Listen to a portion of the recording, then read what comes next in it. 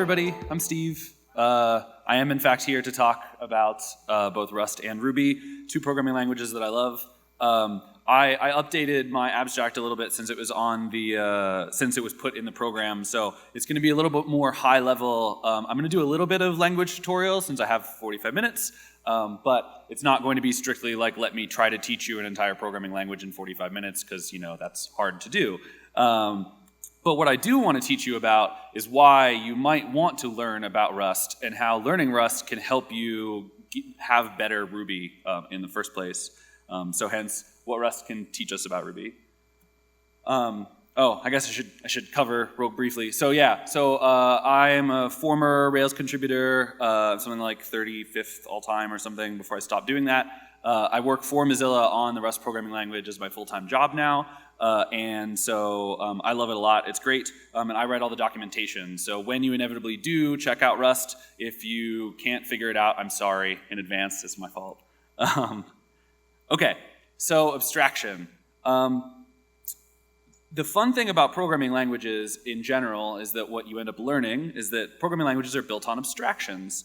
And we talk a lot about abstraction and ways of handling abstraction and making new abstractions and dealing with old abstractions and, is this a bad abstraction or a good abstraction or a leaky abstraction? We say abstraction a lot. And it's kind of like the fundamental thing that underpins programming languages, but it's also kind of the thing that fundamentally underpins everything. And you can get down a really you can really go down that rabbit hole, and I will not right now, but kind of everything is an abstraction when you think about it. And so we also talk about abstractions as having these levels of abstraction. The phrase "there's turtles all the way down" comes up, but it's not really so simple. Abstractions are not top to bottom. There's not really high-level abstractions and then low-level abstractions. It's just that we like to try to make things easier, so we come up with an abstraction for our abstractions, that there's this hierarchy involved. And this plays into programming languages directly because this is the way that we talk and think about programming languages. So we say, oh, Ruby is a high-level programming language and that C is a low-level programming language. But if you're, let's say, an electrical engineer, you think that C is a high-level language and that assembly language is the low-level language. So it's really relative based on where you are that these kinds of things apply. And then, for example, I'll share some more about Rust, but Rust can do all of the low-level stuff that you would be able to do in a language like C, but it also has a lot of high-level features like you would find in a language like Ruby. So which is it? Is Rust a low-level programming language or a high-level programming language? And that's where these sort of hierarchies of abstractions break down and start leaking themselves because we've developed an abstraction for our abstractions. Another great example that I love about this and figuring out computers and stuff is that you can also take abstractions in totally divergent ways. So you start from the same point and you end up with two things that seem completely incompatible, yet somehow we got there from the same place originally. So with computers, the way that I like to think about this is you can think about computation as being math that then devolves into this abstract lambda calculus and Church-Turing stuff and all these other things. And so you can get to this really weird mathematical understanding of how computers and computing works. But you can also go down a totally different path and be well, my program is eventually compiled into assembly code, which is compiled into machine code, which is what the processor runs, except for modern processors are so complicated that they don't even actually run assembly or machine code directly anymore. There's microcode that implements the machine code on top of it, so there's actually a programming language underneath assembly in the first place, and then that actually causes physical transformations to happen on a piece of hardware, which involves some physics, and then that physics involves smaller physics, and then eventually at some point we just throw up our hands and we're we don't even know how this works. But so you can go to quantum mechanics or abstract math, and somehow we can go to both of those places from the same starting point, even though it's supposed to be equivalent. So this is what I mean, where once you start thinking about abstraction and you start seeing it everywhere, we are using an abstraction to communicate right now. I'm taking the things that are inside my brain, I'm compiling them into this language we call English, and then porting them over the network through your ports in your ears, and then you're running that inside your brain, and then hopefully it works, and that you understand what I have to say. But as we all know, things have bugs, and sometimes the end result is not what you intended. But like literally, all of it is abstractions at some point. This is a quote that one of the things that stuck with me through college. I did actually end up getting a CS degree, even though I dropped out. I went back and finished it later. And my operating systems teacher told me that an operating system's fundamental job is to lie and to maintain this complicated illusion for the purpose of running your programs. And I was like, that's a little weird. But for example, I don't know how many of you are operating systems nerds, but like every program running on your computer thinks it's the only program running on the computer. It thinks it has access to the full memory space when because this is a 64-bit laptop, I can address a metric ton of RAM, but I don't actually have, it only has something like 8 or 16 gigs, I forget. Computers are so fast now, I don't even need to pay attention to what's in my computer, it's just good enough at this point. But I don't have the full amount of physical RAM that the computer can actually address, but my program thinks that it can possibly use all that memory if it wanted to. And the operating system will do this thing called virtual memory, where it pages your RAM out to your hard drive in order to maintain this illusion that you actually have more RAM than you do. One of my funny memories from childhood, I was a nerdy little kid that liked programming, and so we had this old Mac, and at one point there was this advertisement in Mac Addict or something for RAM Doubler, a software program you could install that would give you twice as much RAM. And I was like, that's not possible. I know a lot about this stuff. I'm a nerdy little kid. What's the deal? And it turns out it was just a virtual memory implementation because the Mac OS didn't have virtual memory at that time. And so by installing this extension, you would get virtual memory, which did give you the ability to have more RAM than you physically had, which mattered a lot whenever you only had 2 megabytes or 4 megabytes. But anyway, yeah, so basically just everything that we do all the time is just completely wrapped in all of these lies, because another word for abstraction is lie. Basically, it's just a lie that's okay for some reason. Yeah, that's one of my favorite too. Unrelated slogan I really enjoy is another word for eventually consistent is inconsistent. Yeah, lots of lying going on in our field. But so why are these lies okay? Well, ultimately you can only think about so much stuff at any one given time, right? So if I had to think about the quantum mechanics of motion in order to move my hand, that would be really hard, right? So we create abstractions as ways to not have to pay attention to certain things because you just literally cannot think about all the things all of the time. Even if you wanted to or had that knowledge in the first place, it would be just absolutely impossible. So what you do is you pick abstractions and then you use those abstractions to hopefully give you intuitions about the way that things actually work if you were to be paying attention to all those details.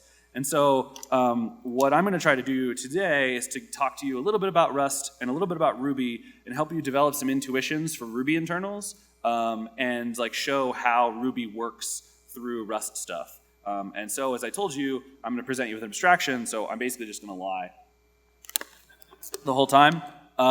So this slide is in here because I gave this talk for the first time last week.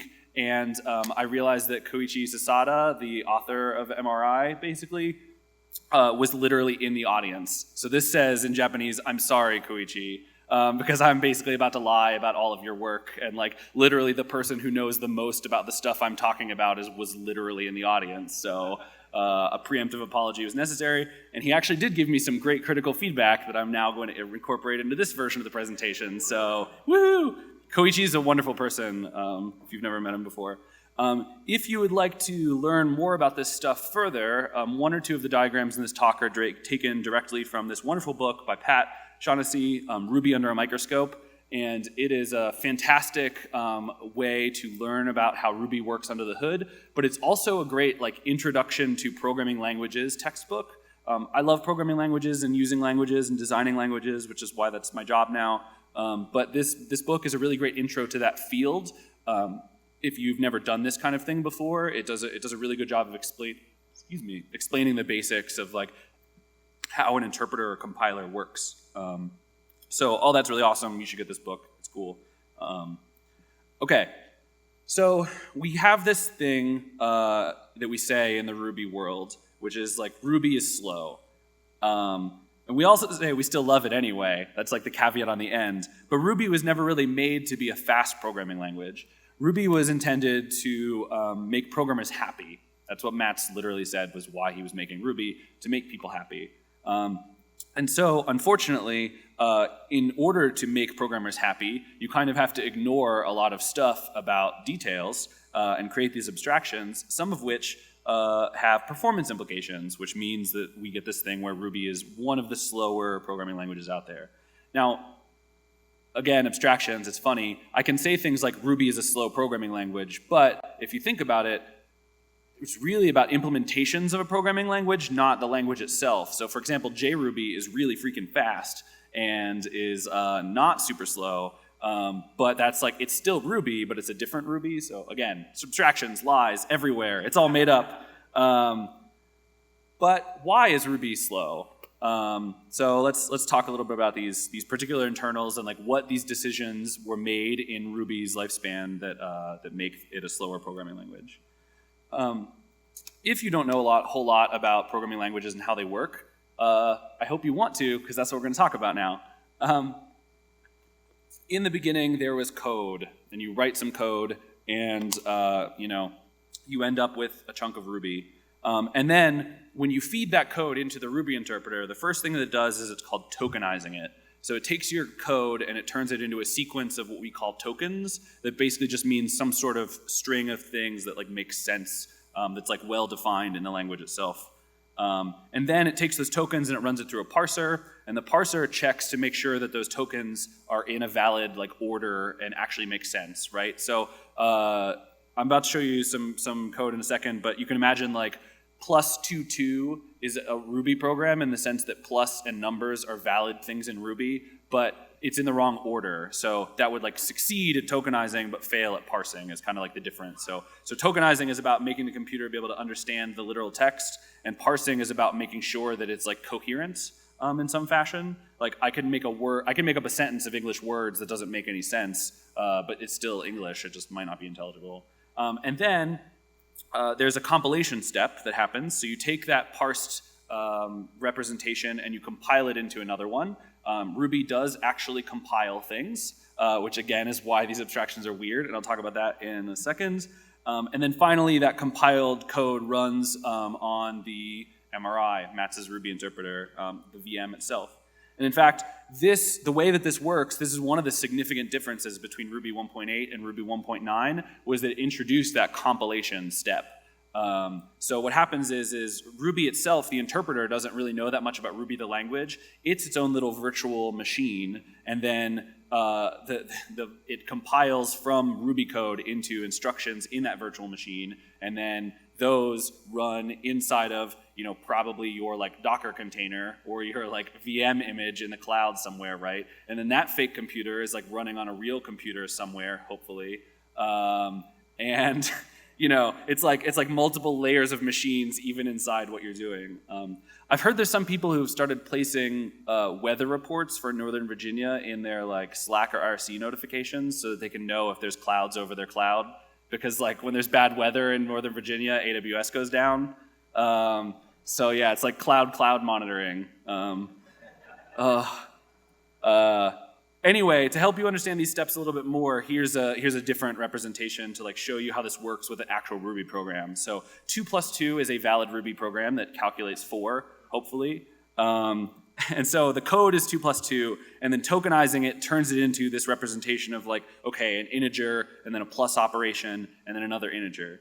And then parsing turns it into this, we call this an abstract syntax tree, or an AST. You may have seen that like pop up. And sort of that forms it from this like stream of tokens into the, okay, you take the plus and you call 2 2s on it, and then that works. This is the MRI bytecode that tree gets compiled into. So when I said that Ruby does this compilation step, this is like what runs in the Ruby interpreter when you say 2 + 2. So there's like this trace thing I'm not going to get into, and then put these two objects and then run the plus operation and then leave, which I thought was like kind of like adorable in some ways, right? Instead of like return or jump or quit, it's like, bye. See you later. Okay, so I talked a lot about the way that Ruby works and that Ruby does this, but like what about other programming languages? Most other programming languages do follow some vague model that works the same way as this. Like when you really get down to it, all programming languages basically operate in the same way because we sort of have developed best practices over the long period of time of writing languages, but that's not always strictly true, but most of the time it's relatively true. So we talked a lot about Ruby, and that particular model of compilation, so like the way that Ruby represents itself on the computer is a particular like model of being able to do programming. And so we can make other models. So I always like to compare human languages and computer languages because I think it's really interesting.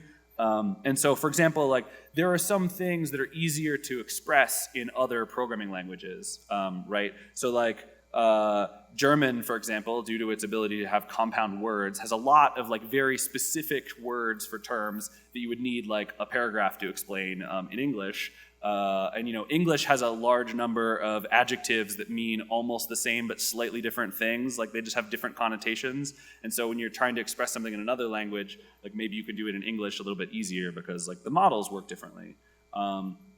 In Japanese, the verb is always at the end of the sentence instead of somewhere in the middle, which is like very fundamentally different from the way English works, but it means that you can do all sorts of other interesting things with that sort of way of expressing stuff. And so really, when we use different programming languages, we're usually trying to get some different model of programming a computer so that we can get some sort of different thing. And in this instance, I'm largely going to talk about performance, but sometimes it's about like expressiveness. So you know, maybe this particular programming language has a certain feature that you find to be like really good. Like for example, I basically don't program in languages that don't have closures at this point because I love closures and they work really well. And so if I had to work in a language that did not have closures, I would want to switch languages because closures are a good way of expressing the kind of coding that I like to do. And so in this instance as well, I'm going to talk about performance. It's not just about what you can express, but it's also about how fast it works. So let's talk about Rust. I like to joke, there's a small visual joke in this slide that's maybe a little hard to see, so I'll explain it. I just like put the ST on top of the Ruby from the Ruby slide. I've been joking that like I'm only programming in languages that start with RU now. That's it. So like I'll use any RU something language. Also, that's Ferris, our unofficial mascot, which is also a hilarious pun because like Ferris is like iron, like rusting. So we call Rust programmers, if Ruby programmers are Rubyists, then Rust programmers are Rustaceans. So we have Ferris the crab as our logo. Okay, and so Rust by default is an ahead of time compiled programming language instead of an interpreted language. And what this means is when you normally call like Ruby foo.rb, Ruby does all of those steps: parse, tokenize, compile, run. But Rust separates those steps out into two. So you call rustc, the Rust compiler, on a foo.rs, which is like .rb instead, has a .rs file, which is really annoying when you're trying to use tab complete and you have Ruby and Rust files in the same directory that are like named the same thing.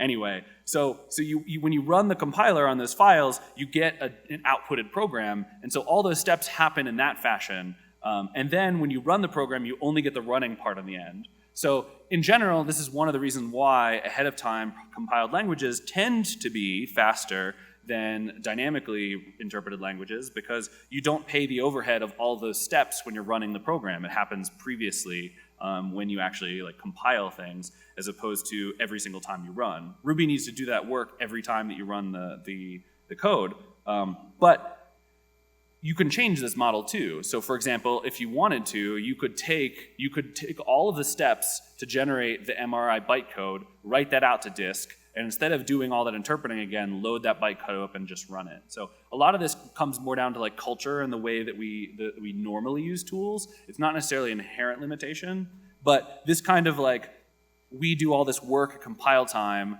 is a way that Rust can have a lot of features that feel very dynamic, yet perform really, really well. So let's talk about calling methods in Ruby. This is my first example of this. It turns out that like foo.bar is really complicated. Like there's a lot of stuff going on. Metaprogramming Ruby is another wonderful book if you would like to learn about the specifics of these. But if you've never dealt into the way that method, dispatch, and resolution works in Ruby, here is the graph. I stole this directly from Ruby under Microscope. But you set the current class to be the receiver, and then you look through the method table that's in that class's object representation, and if the method's there, then you call it. Otherwise, if it's not, you set the current class to be the superclass of the current class. And in Ruby, classes are also classes of instance of type class, so you just end up saying class like a lot. When you're talking about these things, it gets really confusing. And then it just loops, looking through all of the superclasses, trying to figure out if that method is there or not. And then what's funny too is I didn't put this in the diagram, but if it doesn't find that method, then it calls method missing in the same way and tries to find method missing on all of these things. So you can like iterate through this entire graph 2 times in total. If you like rely on method missing really heavily in order to call your Ruby functions. So that's Ruby. Here's an example. I'm gonna practically like compare the Ruby to the Rust. So this is a really dumb method in Ruby that takes one argument x and then just returns 5. Why? Because this is an example in a slide presentation, so I can do what I want. And I don't want to make it too complicated because we're just talking about the way that Ruby has to figure out how to call this method, right? So what it does is not really all that important. But so yeah, and then you call foo10, and then it knows how to call foo, it passes the argument, it like does all those things. But Ruby has to do that whole algorithm to look stuff up in order to make that call happen. So let's talk about Rust. I'm going to share a little teeny bit of Rust code with you, and we'll go through. I'm sort of going to like tab out in a minute, and we'll talk about Rust a little bit more. But here's the basic syntax of the same program that Ruby code was in Rust. So you can see there's a lot more punctuation involved.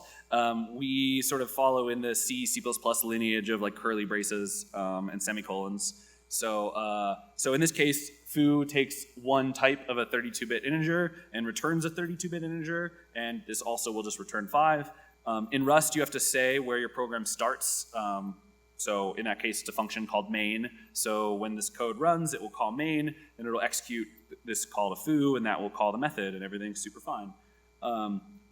So I showed you that giant diagram in Ruby, but in Rust, here's the assembly code that compiles to. It's like 20-ish instructions. So you have, like on the Ruby side, you have big gigantic diagram algorithm, and then with Rust, it's this. Assembly code is actually surprisingly readable, and if you haven't done low-level programming before, one of the big things that we're trying to do in the Rust world is like help people learn about low-level programming. We have this weird thing in the software development community where we say that certain things are hard or easy, but we forget that it's totally relative to who is saying that thing. So for example, I know people who think that writing assembly code is easier than writing a website in Rails. They're like, I write these instructions and then they directly execute on my computer and that just works. You take a templating language and a full programming language and a styling language, and then you wrap it up and you generate it from another programming language, and then you send it over the network to a totally different computer running who knows what, and you like expect all that to work. Like, that's very complicated. I'll just stick with my assembly.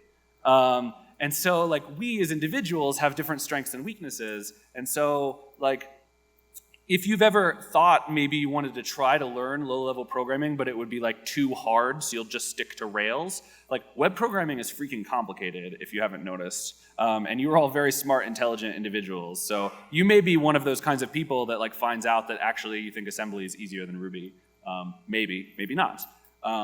And so what this does in this case, the main like function, there's no functions in assembly, so we have these things that are like labels to make it easier for humans to know, so you don't have to write the like literal address. But main pushes this particular register and then puts a 10 in the argument register, and then call Q calls the function that's at foo, and then foo basically puts a 5 into this output register. I don't know what this move B61 shenanigans is, I didn't figure that out yet, but and then it moves the answer 5 into the output, the correct like output register or the memory location adjacent to it or whatever, and then returns, and then we get that answer back, and then retq is returned. So it's like 20 instructions directly. This is like basically as fast as you can make it. Or is it? As it turns out, well, okay, I'll talk about that in a minute. Turns out you can actually even do better than 20 assembly instructions, but we'll get there. So now that I've showed you this like very, very teeny basic Ruby versus Rust function, I'm going to show you some other Ruby code, what the corresponding Rust code looks like, just to like give you sort of a feel for the way that the language syntax kind of works. So in Ruby we have classes, we use lots of classes, we love object-oriented programming. In many ways Ruby is the heir apparent to the Smalltalk object-oriented tradition. Like Ruby is arguably one of the most object-oriented programming languages that's in mainstream use today. So we can make a class called foo and define a function called hello. It returns a string hello. We make a new foo, we call hello on it. It's like very basic Ruby code that you would learn when you start learning programming in Ruby. Let's talk about the Rust. In Rust, we actually separate our data from our behavior in the language itself. So instead of you having a class where your attributes and your functions or methods are all tied together, in Rust we have structures and then implementations. So a structure in this case would be the data for the class. This particular class has no data, so you just say struct foo and then that's it. We would list all of the kinds of data if we wanted to put data into the structure. And then we say impl foo to implement methods on that foo. One major difference where Rust is significantly closer to Python than Ruby is that we don't have implicit self, we have an explicit self. So you'll notice that like I have to put ampersand self here to say that like this is a method that's going to be taking a receiver. And then it just returns this string hello, and I need to write that return type out there. And then in main, we make a new foo because where there's no special like behavior needed to instantiate an empty structure, I didn't bother defining like a new method, although we do use new just like you do in Ruby and Rust. So you get a variable f, and you set it equal to this new foo, and then you call hello on it, and that's it. So pretty much the same thing. It looks a little different, it feels a little bit different, but like at its core, it's the same kind of deal.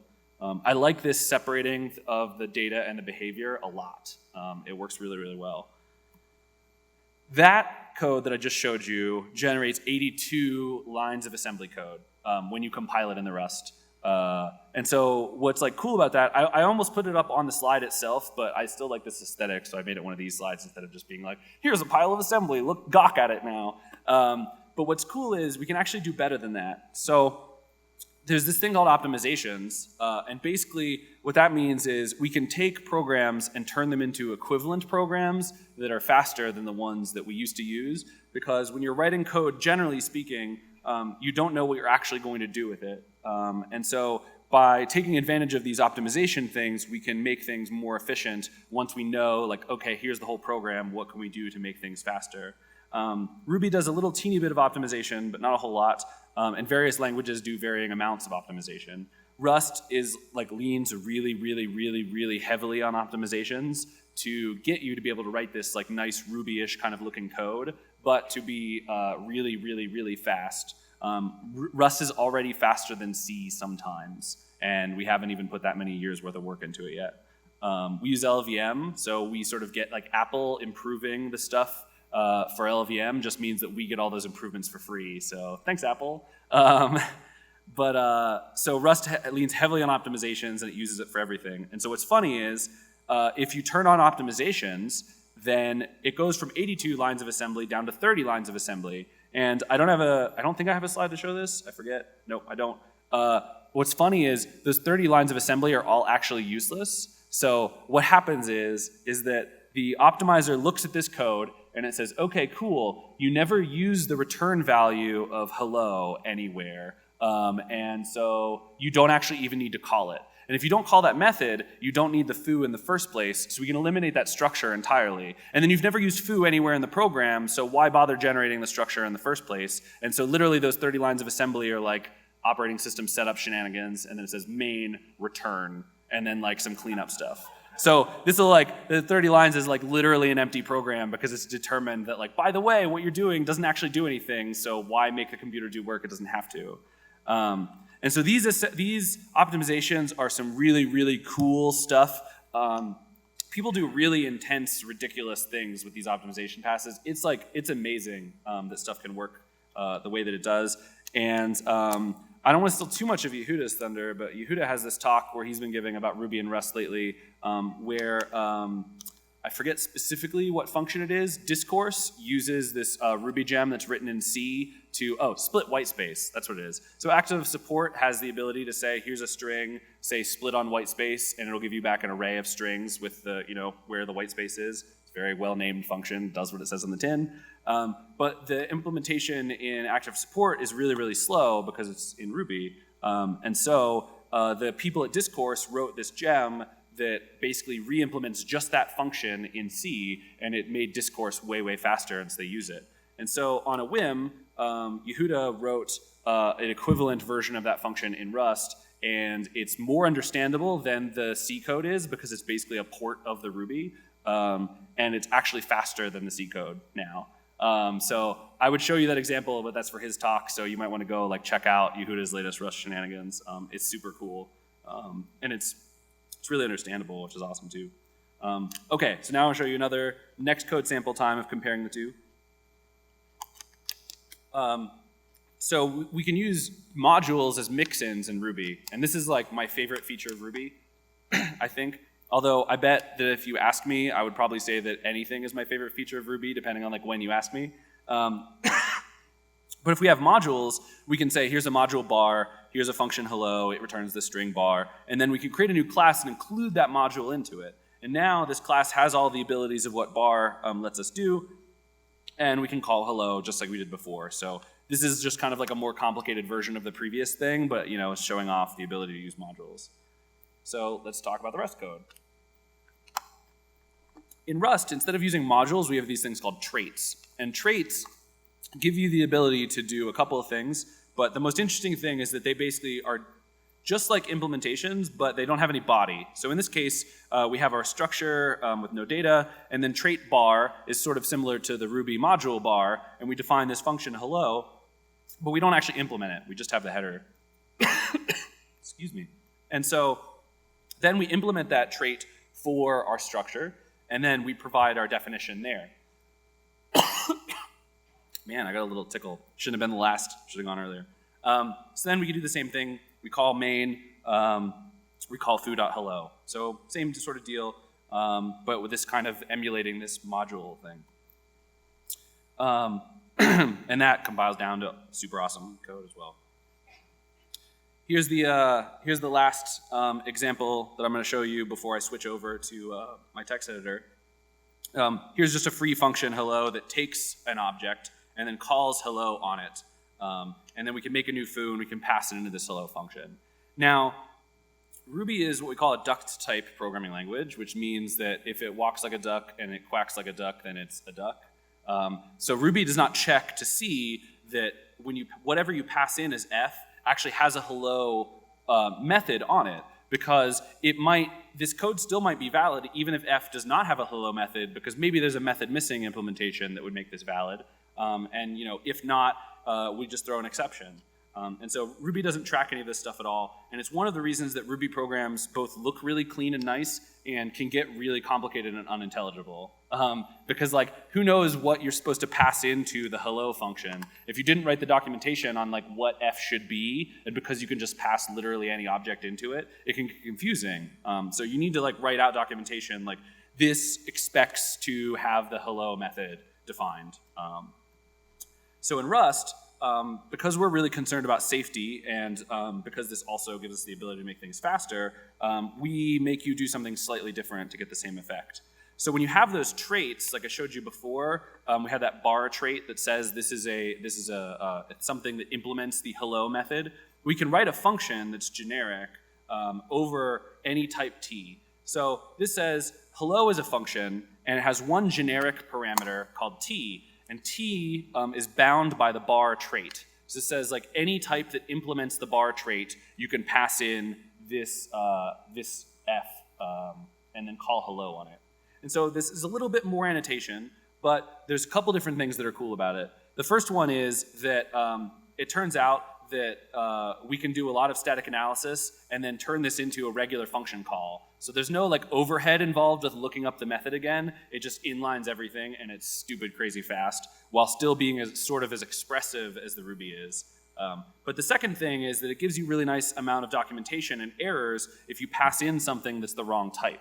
The downside is that, and this is sort of the core of the whole thing, is that Ruby allows you to have this maximum amount of flexibility, but it comes at this particular cost. So you can do all sorts of crazy metaprogramming shenanigans to make it work, that it doesn't matter if this has the hello method or not, but Rust won't let you.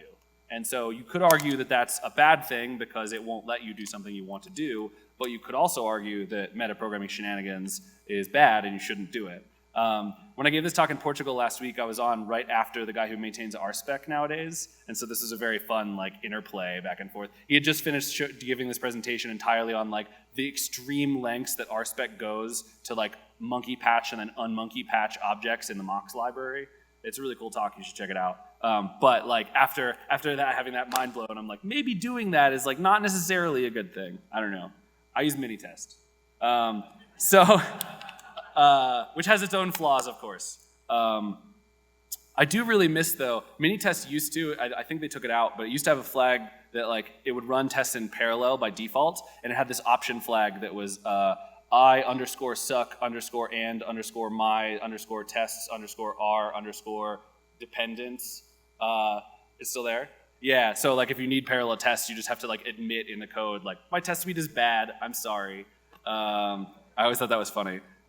Maybe a little mean-spirited, but funny. Anyway, so here's how you would use and call that hello function in Rust. So if we had these two different structures, we could implement the bar trait on both of them, and then we defined our hello function, again, taking any type that implements the bar trait. And this lets us give this kind of like almost duck type-like feel where we can pass in multiple kinds of things. We don't have to like be super intense with the specific types. We can pass in both foos and, I always never know how to say the other meta-syntactic variable, I guess like cux, I'm not sure. I should like put things I can pronounce on my slides, but whatever, it's fine. So you can pass either of these two things to the hello function, it will just work. And I was saying before that this is really fast, so what's neat about it is there's this technique called monomorphization, and programmers, we love to invent big words to make ourselves sound fancy. So mono being one, and morph being like form. So what monomorphization does is it takes like this code with the hello for any type T. Instead of having one function, what it does is the compiler looks through all of your code and says, okay, you haven't called this with literally any type that implements this trait. You've called it with the foo, and I'll just say it, the other one, these two particular types. And so then it generates specialized versions of those functions for each of those individual types. So you end up getting like hello foo instead of just a generic hello, and then it replaces the code that you wrote that looks like that function call and replaces it with the specialized versions that are particular for your individual type.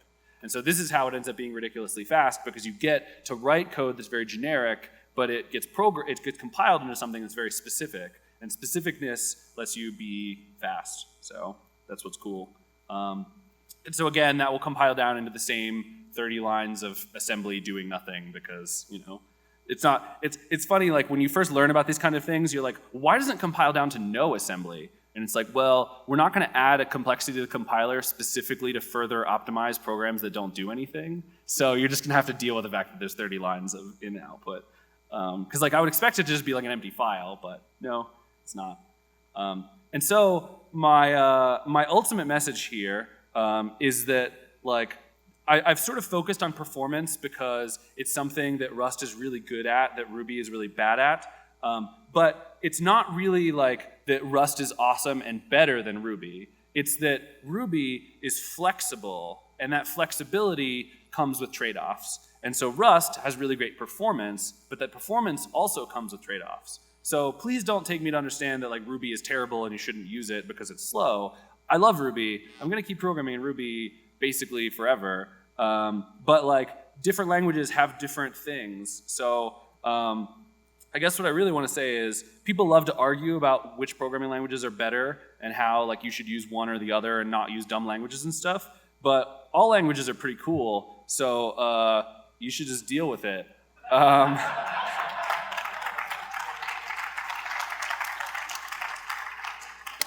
When I drew these slides, I put the turtles. I wanted to say that like the turtles are now going fast, so I made the little poofs, but it kind of looks like they're farting. And I was like, it's still cute. I'll leave it in, whatever. But yeah, so we get caught up in these identities, and I think that it's something that luckily we in the Ruby world are getting over, but we used to be really, really bad at it. And so I guess what I really want to say is you should explore tons of different programming languages and try them out, and stop talking so much shit on other people's programming languages. It especially harms beginners the worst, because people see other people like saying mean things about programming languages and the people who use them, and then they get so worried about not using the wrong programming language because they don't want somebody on Twitter to call them a jerk for programming in PHP, that it like really, really harms our ability to get new programmers. So I get frustrated with JavaScript sometimes too, but it's like actually pretty cool in many ways. So maybe let's like get a little bit better about not talking trash. Ruby, thanks. There used to be especially a big meme, and I won't say whose fault this is, but I will say that he put up a giant slide with just the text "fuck you" at a conference very early on in Rails' life, and that "fuck you" is aimed specifically at Java programmers. And what's really funny is we in Ruby like to talk about how like, oh yeah, those stale, old, boring Java programmers, but like Ruby's not cool anymore. Like it's cool, but like nobody's bragging about using Rails in their startup. They're all like using JavaScript on literally every possible thing that there is. And that's also cool in its own way, but like it becomes like, I love that there's a GIF of that guy and he's like, hello, fellow kids, right? He's got the ball cap on backwards. I should put that in here afterwards. But like our last 2 or 3 years in the Ruby world of talking about like object-oriented design and Rails and like should we do more OO stuff and like what about not using active record all the time and maybe having like plain Ruby objects and stuff. Java people talked about that in 2001. So we're like rehashing their lessons. And because we were so busy talking trash, we ignored the fact that they had already done that work, and we could have just skipped ahead. So that's really ultimately my pitch on multiple languages. You should use bunches of them because they're cool. I think I have some more time still. I do, right? I forget when this is actually over. Yeah? Cool. It's now 30 past. 5 minutes. Cool, then I can't show you a whole ton of other Rust code. I was basically gonna drop into like, here's some other cool stuff about Rust, but okay, we'll do it in 5 minutes, why not? Yeah, we can do the questions as well. So here's the reason why Rust is cool. Here's the reason why Rust is cool. And this is my pitch for Rubyists and why you should learn Rust. So one of the things that we can do is write Ruby extensions in C, and we talk about dropping down into C when we need performance, but then we never actually do it because C is terrifying, right? And so here's an example of why C is terrifying and how Rust fixes it. So I'm not going to type all this out because I don't care that much, but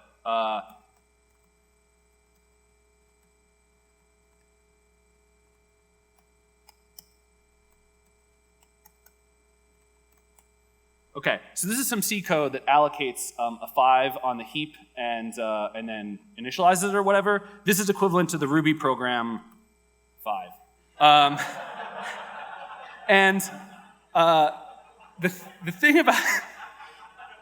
The thing about C is that when you allocate memory dynamically, and this is like really what the core of C is, when you call malloc to allocate memory, I don't know why it's not allocum, but okay, malloc, you have to call free to get rid of that memory. And if you don't call free exactly one time for every time you called malloc, bad stuff happens. If you call it too little times, you leak memory. If you call it too many times, your program crashes. So you have to develop this superhuman intuition about like making sure that you've called it exactly the right number of times, and also that you call it in the right order. Because if you do this, your program is also going to crash. So you have to like figure out like, okay, I need to call malloc to get some memory, and then I have to do all that stuff with that memory, and then at some point I have to remember to free it.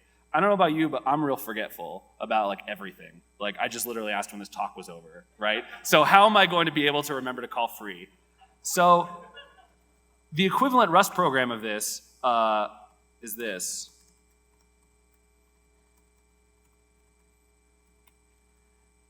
And that's it.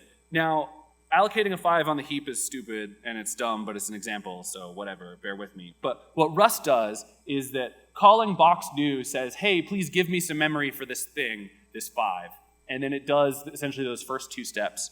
And then the Rust compiler figures out, hey, by the way, X goes out of scope here. And once it goes out of scope, we want to free the memory, so it automatically inserts that call to free for you, so you don't have to forget. So this is kind of like the core thing that makes Rust really cool, and it's really, really helpful to be able to write like more robust programs. But that's kind of like, I guess my pitch is like, when you're writing a gem in Ruby and you need a little bit of extra performance, you might want to try to write the bottom bit and not the top bit, at least in my opinion. I also love C. It was the second programming language that I ever learned, but you know, I think we can do better, which is why I work on Rust. So that's the probably a little over 5-minute pitch for like what Rust looks like, why it's cool, and like why you may want to use it in stuff. In the actual official documentation for Rust, I show you how to build a Ruby gem that includes Rust code. So you can go check that out if you're more interested. Specifically, also Python and JavaScript are also in there too. So with that, that's my talk. Thank you so much for having me.